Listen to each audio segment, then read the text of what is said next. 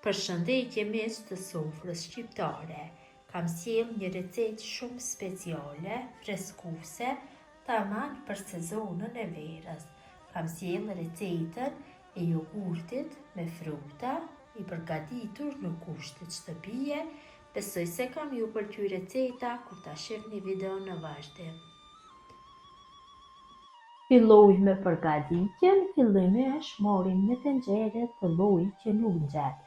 Dhe të parën e shtojmë pudinkën, unë dhe i hedhi 3 pudinka, pudinkat janë me paketime 40 gramësh, pudinka të fruta malit, unë të hedhi, kurse ju mund të hedhi çfarë do lloj pudinka të frutësh, i shtojmë kështu.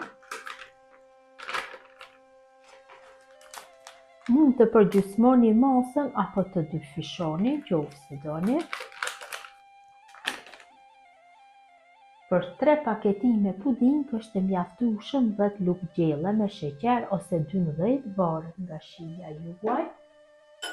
Tash morim telin e kuzhinës dhe e përzim mirë që fluri i pudingës të bëhet bashkë me sheqerin dhe ja shtojmë qumshtin, gjithsej qumsht do i shtojmë 600 ml. Dhe masën e përzim mirë, mos ngele pudinka topta, e përzim dhe i zjarrin në temperaturë mesatare e zi masën duke përzier vazhdimisht derisa ajo të vlojë. Masa ka filluar që të vlojë, vërejhen pluskat e para, është shtrah shumë mjaftueshëm. Tash e fikim zjarrin dhe tenxherën e lajmë mbi zjarr. Ja shtoj një paketim me frutat malit. Unë kam të ngrira, i kam 300 gram. Ju mund të përdorni edhe të freskëta pa fije problemi.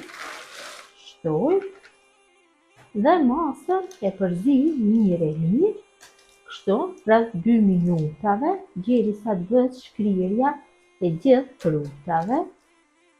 Pasi është masa e nxehtë, shumë shpejt bëhet shkrirja e frutave. Vërtet bëhet shumë e shishme, ju garantoj se bëhet më e mirë se e blera, ashtu është dhe më e shëndetshme.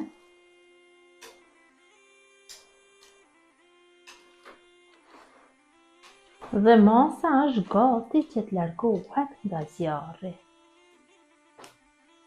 Pasi masën e kam largu nga zjarri, e la kështu që të ftohet dikon për 15 minuta, mirë po duhet që të bëni përzierjen her pas here, do me thënë në çdo 2 minuta e përzini nga një herë, që masa mos vendose kore.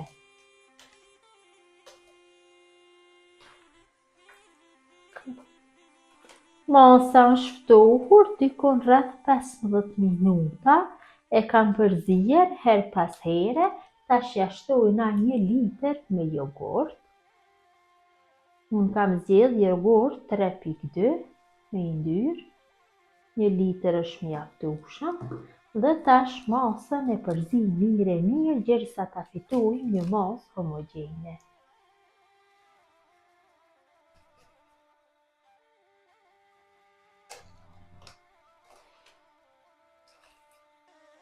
Kam përzier mirë masën dhe kam fituar një masë të njëtrajtshme, tamam e ngjajshme sikur se ato të blera. Vërtet është shumë e mirë dhe ka një aromë shumë të mirë. Tash unë do bëj servimin.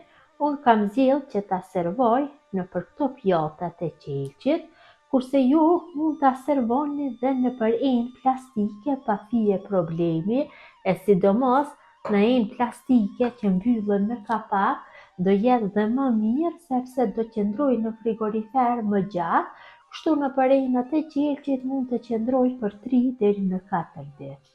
Në këtë mënyrë bëjmë mbushjen e enëve. Vërtet ka dalë shumë e mirë në pamje.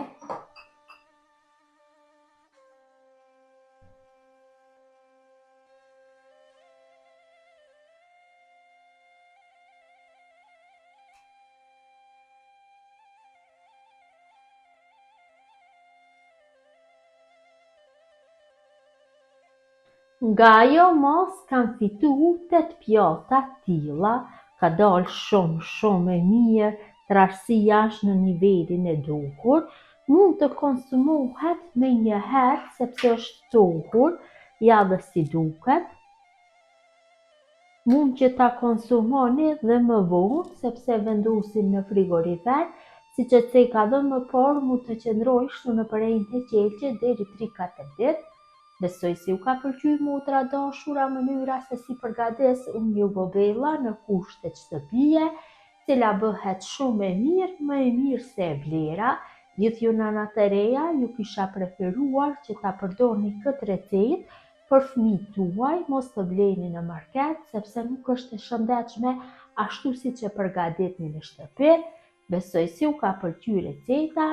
Mirëmbëjtje nga sofra shqiptare deri në recetën e radhës.